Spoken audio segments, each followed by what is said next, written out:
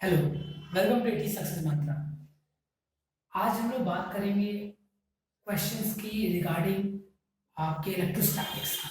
Electrostatics में we will talk about different questions, the conceptual questions, the numericals and everything else. Now ध्यान ये रखना है, paper pass आ रहे हैं तो पैनिक नहीं करना है कि मुझे कुछ नहीं आता है, मैं कैसे करूँगा या कैसे करूँगी। ये एकदम पैनिक नहीं होना है। ठीक से बैठ के आराम से आप बिल्कुल सोचो कि आपको कितना आपने प्रिपेयर किया है, स्ट्रेंथ्स आपके क्या हैं, जितना आपको आता है उससे आपको और जो नहीं आता उसको प्रिपेयर करने की शुरुआत करनी है। तो अभी ये 2 दिन है, इस 2 दिन में वो टॉपिक्स पढ़ो जो आपको बिल्कुल आपने टच ही नहीं किए। 70 मार्क्स का पूरा पेपर अटेम्प्ट करने के लिए आपको कुछ टॉपिक्स ऐसे हैं जो आपको एटलीस्ट टच तो करना ही चाहिए। हो सकता है सिर्फ थोड़ा सा पढ़ने से ही वो आपका काम बन जाए, एक नंबर में आ जाए। और तो मेरे कहने का मतलब ये है कि वो टॉपिक जो आपने नहीं पढ़े हैं उन पे पहले फोकस करिए 2 दिन, फिर उसके बाद जो टॉपिक पूरे पढ़ने हैं उसको एक साथ पूरा रिवाइज करिए दोनों बुक को। सो जैसे मैंने कहा था कि हम लोग एक सीरीज चलाएंगे। सीरीज का दूसरा वीडियो है जिसमें हम बात करने जा रहे हैं पूरे न्यूमेरिकल्स एंड कॉन्सेप्चुअल क्वेश्चन जितने भी इलेक्ट्रोस्टैटिक्स में हो सकते हैं कैपेसिटर वाले टॉपिक को छोड़ के, जिसको मैं डिस्कस कर चुका हूं अपने मेरे पुराने वीडियो में। तो सबसे पहले मैं बात करने जा रहा हूँ पहला टाइप का न्यूमेरिकल जो आ सकता है इलेक्ट्रोस्टैटिक्स से। बहुत छोटा सा न्यूमेरिकल आता है, क्या होता है तो ध्यान दीजिए। कूलम्ब्स लॉ पे दो चार्ज है minus Q and plus Q, या दोनों प्लस क्यू लेते हैं। क्वेश्चन ये है कि इसके बीच में एक ऐसा पॉइंट बताओ जहां पे फोर्स जीरो होगा। क्वेश्चन ये भी आता है कि where should we put a third charge जहां पे उसमें लगने वाला फोर्स जीरो। तो क्वेश्चन ये है कि यहां पे उन्होंने एक चार्ज रखा Q, अब बताना है कि इसमें जो लगने वाला फोर्स है वो जीरो होगा, कैसे निकालना है।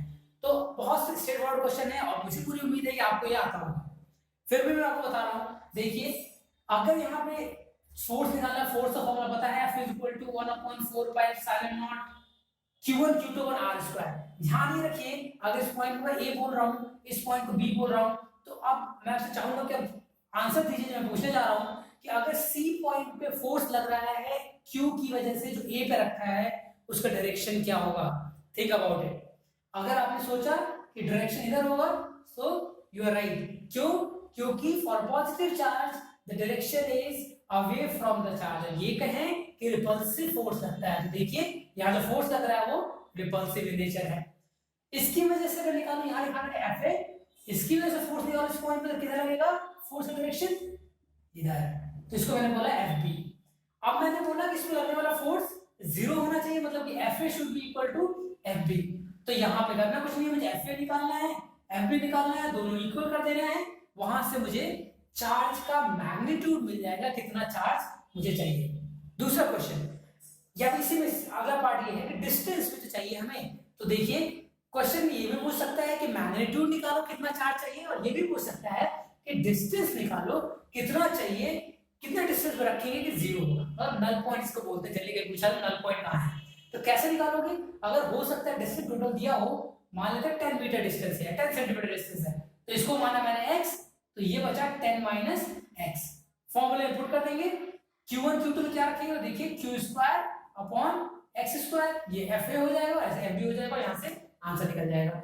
इस टाइप के न्यूमेरिकल को प्रैक्टिस करिए। ध्यान क्या रखिए कि क्वेश्चन पढ़ने के बजाय सॉल्व करना जरूरी है। जब तक आप पेन नहीं चलाएंगे तब तक जाके फिजिक्स में नंबर नहीं अच्छे आएंगे।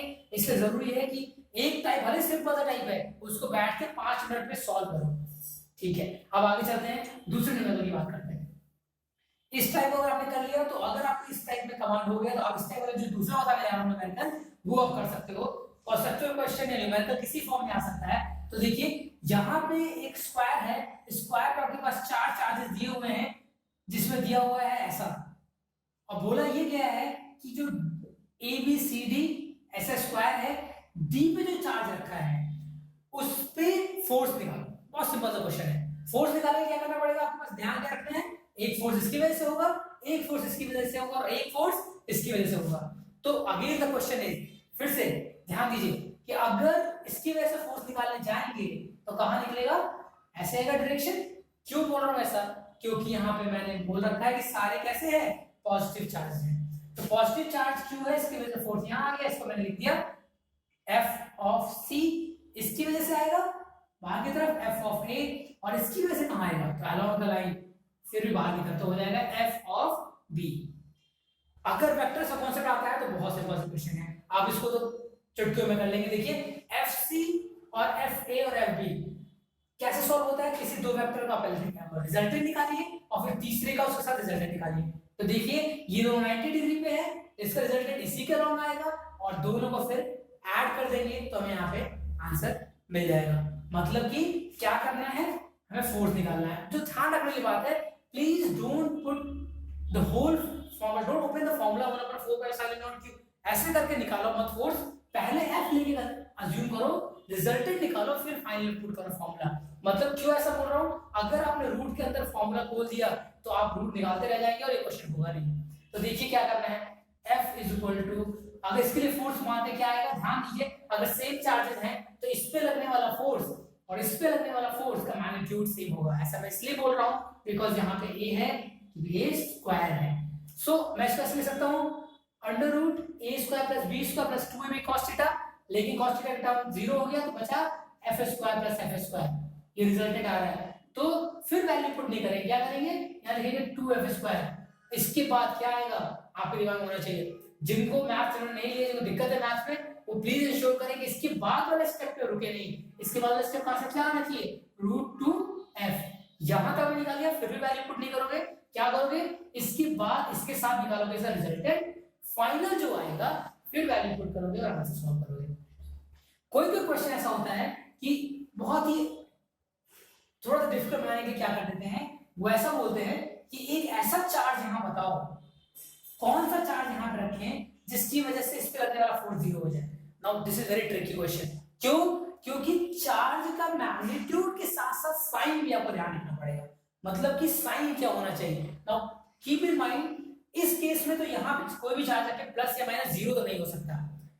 अभी आप देखेंगे ऐसा क्यों, अगर यहाँ माइनस दिया हुआ है और तब क्वेश्चन पूछा है तो आपको ध्यान रखना पड़ेगा, अगर मैं यहाँ माइनस चार्ज रखता हूँ तभी ऐसा हो सकता है कि यहाँ पे लगने वाला फोर्स 0 हो जाए। कैसे, इधर का फोर्स लगेगा टुवर्ड्स, इधर टुवर्ड्स, और इसका फोर्स लगेगा अवे। आप बोलोगे माइनस माइनस तब अवे क्यों, क्योंकि सेम चार्जेस में अवे लगता है, तब यहाँ पे जो फोर्स रिजल्टेंट आएगा वो 0 हो सकता है। इस टाइप क्वेश्चन की प्रैक्टिस करना जरूरी है। जब इस टाइप क्वेश्चन पर हो सकता है, हो जाएगा आपका, फिर उसके बाद हम आगे बढ़ते हैं और बात करते हैं इलेक्ट्रिक फील्ड की। इलेक्ट्रिक फील्ड में जो क्वेश्चन आएगा, अगर कॉन्सेप्चुअल क्वेश्चन की बात करूं तो आएगा ड्रॉ करने के electric field lines. Electric field lines कैसे ड्रॉ करते हैं, तो please make sure what I am telling you, ध्यान देने की बात है कि प्लस से इलेक्ट्रिक फील्ड लाइंस इमर्ज होती है और माइनस में एंटर करती है। मतलब कि अगर प्लस चार्ज है तो मतलब इलेक्ट्रिक फील्ड लाइंस इमर्ज करेंगी और जहां माइनस चार्ज है वहां पे चली जाएंगी। ऐसा होता है इलेक्ट्रिक फील्ड बनाने समय। क्वेश्चन एक साल आया था रिसेंट पेपर में कि एक प्लस क्यू है और एक यहाँ पे शीट रखी है जहां पे माइनस चार्ज है, तो बताओ कि इनके बीच में इलेक्ट्रिक फील्ड लाइंस का डायरेक्शन कैसे बनेगा। तो कैसे बनेगा, तो देखिए इसमें लगा प्लस से जाएगा और माइनस की तरफ जाएगा, तो ऐसा कुछ बनेगा। इस टाइप के जितने भी 4-5 क्वेश्चन आपको रिफ्रेशर मिलते हैं, प्रीवियस ईयर मिलते हैं, उनको प्रैक्टिस जरूर कर लीजिएगा। एक बार प्रैक्टिस कर लिया तो सही हो जाएगा। इसके अलावा जो अब मैंने फोर्स के बारे में आपको बताया, फोर्स के बारे में जो बताया सेम न्यूमेरिकल, एकदम सेम न्यूमेरिकल, बस क्या हो जाएगा, यहाँ पे लिखा रहेगा कि एक पॉइंट बताओ जहां पे इलेक्ट्रिक फील्ड न्यूट्रल हो, इलेक्ट्रिक फील्ड 0 हो। जैसे फोर्स एक वेक्टर क्वांटिटी है वैसे इलेक्ट्रिक फील्ड एक वेक्टर क्वांटिटी है। अभी मैंने कुछ बच्चों से नोटिस किया है कि वहां पे लोगों को इस बात में प्रॉब्लम होती है कि इलेक्ट्रिक फील्ड और फोर्स वाले फॉर्मूले में कंफ्यूजन होती है। मेक श्योर कि फॉर्मूला एकदम क्लियर हो। फॉर्मूले में अगर भी डाउट हुआ थोड़ा सा तो आपके न्यूमेरिकल बिल्कुल सही नहीं होंगे। तो पहले तो स्ट्रेट फॉरवर्ड फॉर्मूले आपको एकदम क्लियर होने चाहिए। ये होता है इलेक्ट्रिक फील्ड का फॉर्मूला। क्या फर्क है, फोर्स और इसमें दो चार्जेस थे, यहाँ पे सिर्फ एक चार्ज है।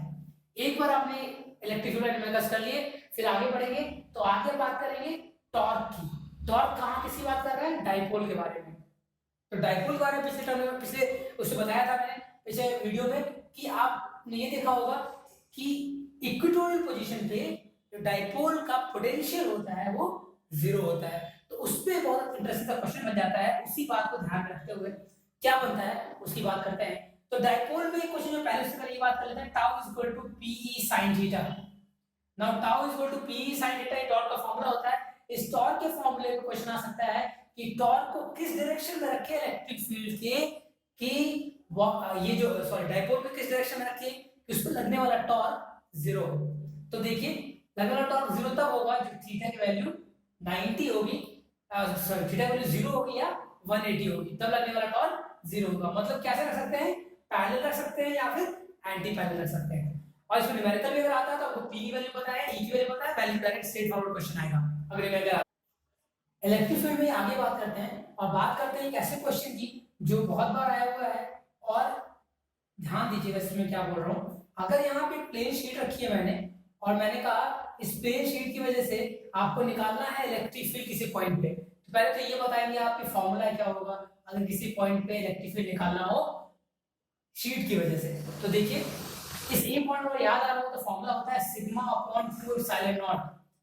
क्वेश्चन ये है कि इस फॉर्मूले में खास बात क्या है, ये फॉर्मूला इलेक्ट्रिक फील्ड का बाकी फॉर्मूले से अलग कैसे है। थिंक अबाउट दिस क्वेश्चन कि इसका आंसर क्या होगा, क्यों अलग है ये फॉर्मूला बाकी की वजह से। And we will discuss it after some time. अभी बात करने जा रहे हैं कि एक ऐसा शीट है जैसे मैंने कहा ये प्लस है और डोंट गेट कंफ्यूज, ये लाइन चार्ज नहीं है, ये शीट मान के चल रहा है। यहाँ एक प्लस रखा है, इसका सिग्मा है चार्ज डेंसिटी, यहाँ भी रखा है प्लस और इसका भी चार्ज डेंसिटी सिग्मा है। क्वेश्चन ये है कि आपको ये बताना है कि 1 2 3 किस रीजन में इलेक्ट्रिक फील्ड की वैल्यू 0 होगी या फिर वैल्यू क्या होगी इलेक्ट्रिक फील्ड की। तो ध्यान दीजिए पॉइंट ए यहां निकालते हैं, तो इसकी वजह से इलेक्ट्रिक फील्ड किस तरफ आएगी, तो देखिए इस तरफ आएगी। तो ये होगा फॉर्मूला क्या होगा sigma upon 2 epsilon not away from the point. इसके लिए भी क्या होगा away from the point sigma upon 2 epsilon not. तो इसका मतलब ये होगा यहाँ पे जो इलेक्ट्रिक फील्ड आएगी वो क्या होगी 0 होगी, मतलब इस पॉइंट पे 0। यहाँ पे देखें तो क्या होगा सिग्मा अपॉन 2 एप्सिलॉन नॉट, अगर ये यहाँ पे इलेक्ट्रिक फील्ड देते हैं तो इस तरफ आएगी इसकी वजह से और इसकी वजह से भी इस तरफ आएगी और वैल्यू क्या होगी सिग्मा अपॉन 2 एप्सिलॉन नॉट और सिग्मा अपॉन 2 एप्सिलॉन नॉट दो इलेक्ट्रिक फील्ड E1 और E2 अगर दो शीट मान लेते हैं तो इसको one sheet second E1 E2 दोनों ऐड हो जाएगा E1 प्लस E2, तो यहाँ पे हो जाएगा सिग्मा अपॉन एप्सिलॉन नॉट।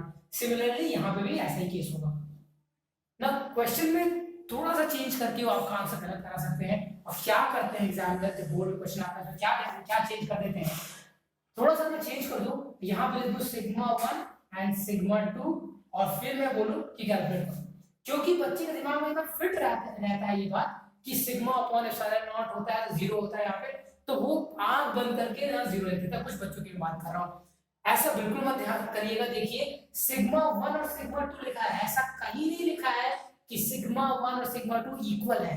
लिखा रहता है sigma 1 is greater than sigma 2, वो भी कहीं ध्यान दीजिए कहाँ लिखा हुआ ये बात जरूर लिखी रहेगी। यहाँ पे लिखा होगा सिग्मा 2 ग्रेटर देन सिग्मा 1। अब मैं जब इलेक्ट्रिक फील्ड निकालना चाहूंगा सब कुछ सेम कर रहा हूँ, फर्क क्या आ रहा है sigma 1 upon 2 epsilon not, keep in mind इसकी वजह से इलेक्ट्रिक फील्ड E1 और यहाँ E2 कितना आया sigma 2 upon 2 epsilon naught. Now they are not equal, so subtract तो होंगे लेकिन 0 नहीं आएगा, तो आएगा क्या, तो 1 upon 2 epsilon not sigma 1 minus sigma 2। अब इस किस पे इंश्योर करते हैं, ये बात किस पे डिपेंड करते हैं, डायरेक्शन किधर होगी, तो आपको पता होगा sigma 1 is greater than sigma 2, तो डायरेक्शन उस तरफ होगी जिधर वैल्यू ज्यादा होगी। मतलब कि अगर सिग्मा 1 की वैल्यू ज्यादा है तो इस वाले फोर्स की वैल्यू ज्यादा, मतलब डायरेक्शन किधर आएगी, इधर आएगी फोर्स की डायरेक्शन, और कुछ फोर्स बचेगा क्योंकि 0 नहीं होगा। सिमिलरली इधर बात ध्यान रखिएगा कि सिग्मा 1 प्लस सिग्मा 2 होता है। थोड़ा थोड़ा चेंज करते हैं, यहाँ पे माइनस कर देते हैं, माइनस कर देते हैं और माइनस करके भी सोचते हैं कि यहाँ पे क्या कैसे सॉल्व होगा। आप सॉल्व कर सकते हैं, पूरा सॉल्व नहीं बता रहा हूं, मैं सिर्फ इतना बता रहा हूं कॉन्सेप्ट क्या चेंज होगा। प्लस में मैंने कहा था फोर्स कितना लगता है अवे फ्रॉम द पॉइंट, अब माइनस में लगता है टुवर्ड्स द चार्ज, या फिर यहाँ पे चार्ज क्या है ये शीट क्या है ये, मतलब कि इसके लिए E1 का डायरेक्शन क्या होगा अवे 1 के लिए और E2 का डायरेक्शन होगा टुवर्ड्स, मतलब दोनों क्या हो रहे हैं यहाँ ऐड हो रहे हैं। मतलब अगर यहाँ सिग्मा और सिग्मा कर दो मैं तो क्या होगा, क्योंकि माइनस है तो यहाँ पे आंसर जो आएगा वो 0 नहीं आएगा। अब आप इंश्योर करिए कि इसको प्रैक्टिस करिए, यहाँ पे क्या होगा और यहाँ पे क्या होगा, और आई एम श्योर आप सही कर लेंगे इसको, बिकॉज वो छोटा सा कॉन्सेप्ट है।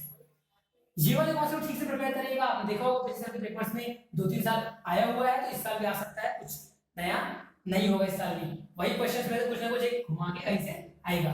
अब आगे बात करते हैं एक ऐसे क्वेश्चन की जिसको बच्चे देख के परेशान हो जाते हैं कि क्या दिया हुआ है कैसे सॉल्व होगा। जैसे कि ये क्वेश्चन जल्दी जो आता है, वो आता है फ्लक्स निकालने के लिए। एक यहाँ पे एक बना हुआ है आपके पास एक्स वाई जेड, ये वाई एक्सिस, ये एक्स एक्सिस, ये जेड एक्सिस, एक उन्होंने क्यूब बना दिया और उन्होंने ये बोला कि आपको ये बताना है कि इससे कितना फ्लक्स पास हो रहा है अगर अगर इलेक्ट्रिक फील्ड जो दी हुई है वो दी है 10 आई कैप।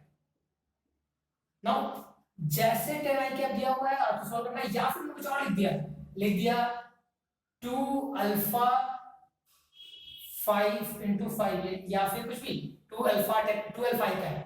नाउ कुछ बच्चे होंगे जो 2 अल्फा देख के डर जाएंगे कि 2 अल्फा क्या लिखा है या अल्फा और एक्स क्या लिखा है या अल्फा एक्स से टर्म्स में दे दिया, क्योंकि आपको लगता है कि कुछ नया क्वेश्चन आ गया। प्लीज मेक श्योर कि ये वाला परेशानी अगर हो रही है आपको तो प्लीज डरना नहीं क्वेश्चन को देख के, कम से कम देखिए क्या दिया है तो कॉन्सेप्ट लगाने की कोशिश करिए। कोई भी क्वेश्चन इतना टफ नहीं दिया जाता बोर्ड में जो आप ना कर सके, इम्पॉसिबल क्वेश्चन नहीं होता है। तो टाइम वेस्ट जरूरी है कि क्वेश्चन में टाइम वेस्ट ज्यादा नहीं करना है, लेकिन एकदम स्किप पे नहीं करना उसको कि आप ऑप्शन ढूंढने लगे अच्छा कौन सा देखे दूसरा देखे। एक बार उसको देखिए, 2 मिनट टाइम दीजिए, अगर हो जाता ठीक है, अदरवाइज मूव है। और अगर आप देखेंगे तो पक्का क्वेश्चन हो जाएगा। देखिए क्या ध्यान रखना होता है, फ्लक्स का फॉर्मूला आपको पता है क्या होता है, E dot S. E dot S होता है मतलब कि ई एस कॉस थीटा। अब देखिए इलेक्ट्रिक फील्ड ने बोला इलेक्ट्रिक फील्ड है आई कैप, और आई कैप का मतलब क्या हुआ, अलोंग द एक्स एक्सिस। अब along the x axis electric field जा रही है तो there will be direction of area vector, that too will be this direction की आउटवर्ड होता है।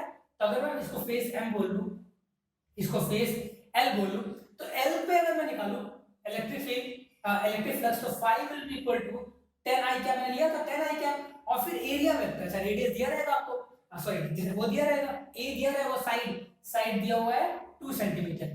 तो एरिया किसका निकालोगे, पूरे क्यूब का नहीं, किसका निकालोगे, ये जो स्क्वायर है जहां से एरिया जहां से पास हो रहा है, तो एरिया क्या हो जाएगा a स्क्वायर, मतलब area vector will be equal to a square, that will be equal to 2 का स्क्वायर कर सकते हैं, तो यहां से एरिया आ जाएगा।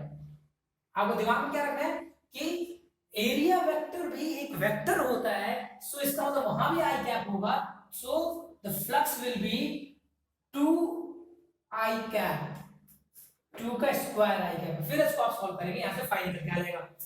ध्यान क्या रखना है, किस बात का ध्यान देना है कि अगर m फेस के लिए निकालने जाएंगे तो क्या होगा, जो एरिया वेक्टर होगा वो होगा माइनस आई कैप, और अगर इलेक्ट्रिक फील्ड की डायरेक्शन इधर की हुई है, बहुत सारे क्वेश्चन देखे हैं जहां इलेक्ट्रिक फील्ड दिया हुआ है तो माइनस एक्स एक्सिस पे ये है और प्लस एक्स एक्सिस पे ये है, तो माइनस एक्स एक्सिस पे इलेक्ट्रिक फील्ड दी हुई है तो वहां फाइंड निकालेंगे तो क्या होगा माइनस 10 आई कैप। अगर माइनस में दिया, अगर प्लस में ही दिया है तो you will not change the direction of you will write 10 i cap into minus c minus 2 का स्क्वायर आई कैप, फिर सॉल्व करेंगे। मतलब ये क्वेश्चन देखने में बहुत डरने वाली बात नहीं है, सिंपल तरीके से निकाल लेंगे कि फ्लक्स इससे कितना पास हो रहा है। अब आपके पास जो टास्क करने का क्या है, एक सिलेंडर है, इस सिलेंडर से पास होने वाला फ्लक्स निकालना है। ऐसा क्वेश्चन आपके पास दिया हुआ है पेपर में, बहुत सारे पेपर में दिया है और सारे बुक्स में दिया हुआ है। तो देखिए एक सिलेंडर बना, इससे निकालना है, सेम केस में लेना समथिंग ई डॉट एस, और यहाँ पे एरिया क्या लेंगे पाई आर स्क्वायर, ये दिमाग में रखिए।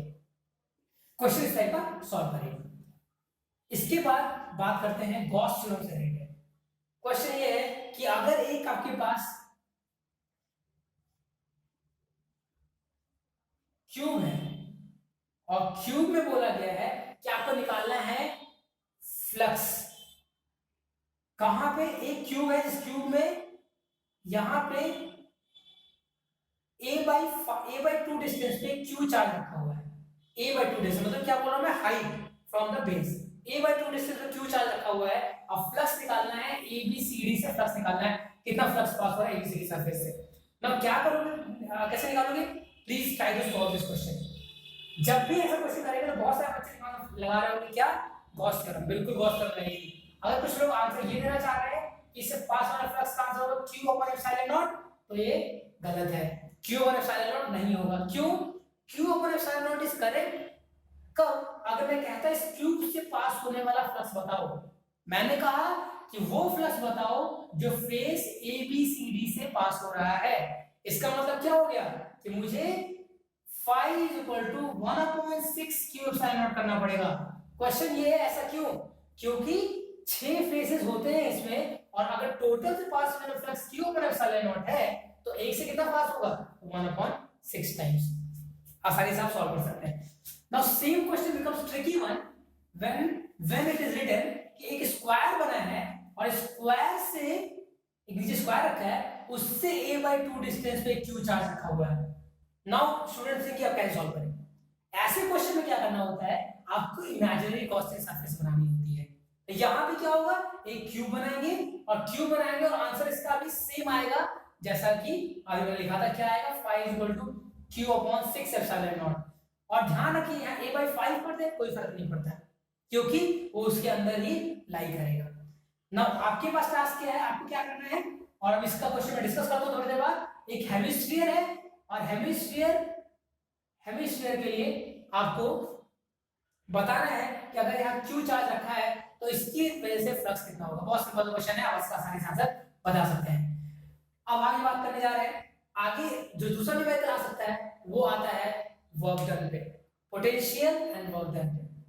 और कैसे न्यूमेरिकल सॉल्व करना है उसको डील क्या करना है। सबसे पहले तो इंपॉर्टेंट है कि आपको फॉर्मूला क्लियर होना चाहिए पोटेंशियल में क्या डिफरेंस होता है इलेक्ट्रिक फील्ड और पोटेंशियल में। तो वहां r² ना होके r हो जाता है फॉर्मूले के अंदर। क्वेश्चन उसमें क्या आएगा सिमिलर क्वेश्चन आएगा। स्क्वायर करना है, स्क्वायर का आपको बताना है कि इस पॉइंट पे पोटेंशियल कितना है। तो आप आसानी से इसे वहां सॉल्व किया तो सेम ऐसे करेंगे। ये ज्यादा आसान है। आप पूछेंगे ऐसा क्यों? इसलिए ऐसा क्योंकि ये स्केलर क्वांटिटी होती है। You just need to add it, you don't need to worry about direction, किस डायरेक्शन में, क्योंकि ये स्केलर क्वांटिटी है। तो यहां से आसानी से निकाल सकते हैं। अब बात करते हैं उस कॉन्सेप्चुअल क्वेश्चन की जहां पे थोड़ी सी दिक्कत आ सकती है ग्राफ बनाने को। आपने देखा होगा बहुत सारा ग्राफ बनाने वाला है। ग्राफ बनाने की बात की जाएगी इलेक्ट्रोस्टैटिक्स में। कैसा ग्राफ? आपसे बोला जाएगा स्फीयर है। कौन सा स्फीयर? स्फेरिकल शेल है, कंडक्टिंग स्फेरिकल शेल है। और आपसे पूछा गया है कि इसके लिए इलेक्ट्रिक फील्ड वर्सेस डिस्टेंस का ग्राफ बनाइए।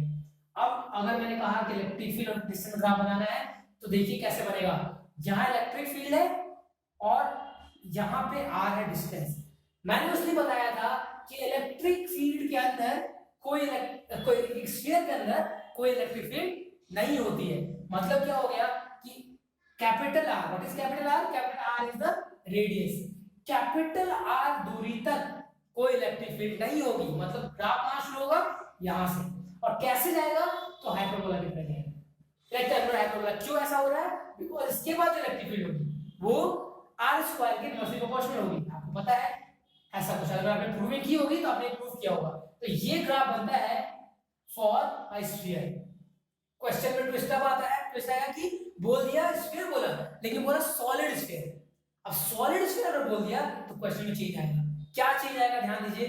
तो सॉलिड स्फीयर के इसमें यहां तक डायरेक्टली प्रोपोर्शनल होता है। कहां तक? r, मतलब इनसाइड सरफेस तक। और फिर क्या होता है? इनवर्सली प्रोपोर्शनल होता है। तो ऐसा कुछ ग्राफ बनेगा।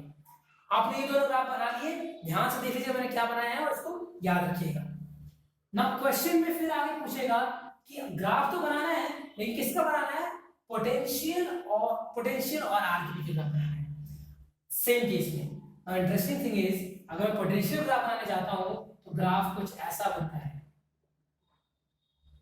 और ऐसा इसलिए बनता है because potential is same in this sphere. मतलब जो पोटेंशियल सरफेस पे होगा वही पोटेंशियल पूरे स्फीयर के अंदर होगा। वो होगा कितना? 1/4πε0 q/r। और यही पोटेंशियल होगा। इसके बाद फिर क्या होगा? r इनवर्सली प्रोपोर्शनल फिर से हाइपरबोला बन जाएगा। तो ये जो 2-3 ग्राफ है जो हमने डिस्कस किए इसको आप प्रैक्टिस कर लीजिएगा। हो सकता है नया क्वेश्चन है, ग्राफ का तो नया क्वेश्चन है। ध्यान क्या रखना है कि इनवर्सली प्रोपोर्शनल होता है तो ग्राफ बनता है हाइपरबोला। अगर हाइपरबोला को पता ऐसे बनाया जाता है, आपसे इलेक्ट्रिक फील्ड पूछे, किसी और चीज पूछे, कोई बात नहीं, आपको पता है हाइपरबोला बनाना है, आप ध्यान रखिए पूछा क्या गया है। ध्यान से क्वेश्चन पढ़िए, आराम से सॉल्व कर ले जाएंगे। इसके बाद एक और कॉन्सेप्ट क्वेश्चन डिस्कस करना था मुझे। वो क्या था?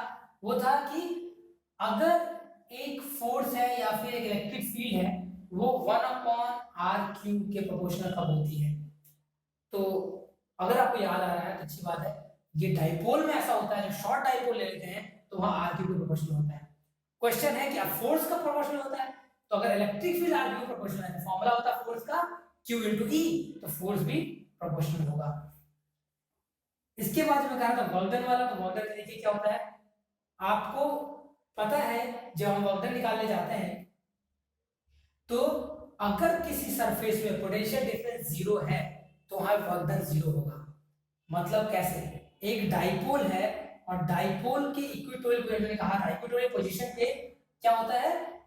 पोटेंशियल जीरो होता है। मतलब क्या हुआ? अगर कोई चार्ज में यहां से लेके आ रहा हूं ऐसे, तो इसमें होने वाला वर्क डन जीरो होगा क्योंकि इनके बीच में पोटेंशियल डिफरेंस जीरो है। मतलब होने वाला वर्क डन हमेशा जीरो आएगा। और आप इस बात का ध्यान रखिए, कहीं भी पोटेंशियल सरफेस है तो वर्क डन जीरो आ सकता है। और आपके पास क्या टास्क है कि ऐसा कोई क्वेश्चन देखिए जहां पे स्फीयर में ऐसा क्वेश्चन डील किया गया है कि अगर स्फीयर में चार्ज लेके आ रहे हैं तो क्या होगा। अभी मैंने कहा था कि स्फीयर के अंदर पोटेंशियल कांस्टेंट होता है। अच्छा, पोटेंशियल कांस्टेंट हो तो पोटेंशियल डिफरेंस जीरो होगा। ये बात शायद आप समझ रहे होंगे जो मैं आपको बोल रहा था। तो आप यहां से वर्क डन निकाल सकते हैं।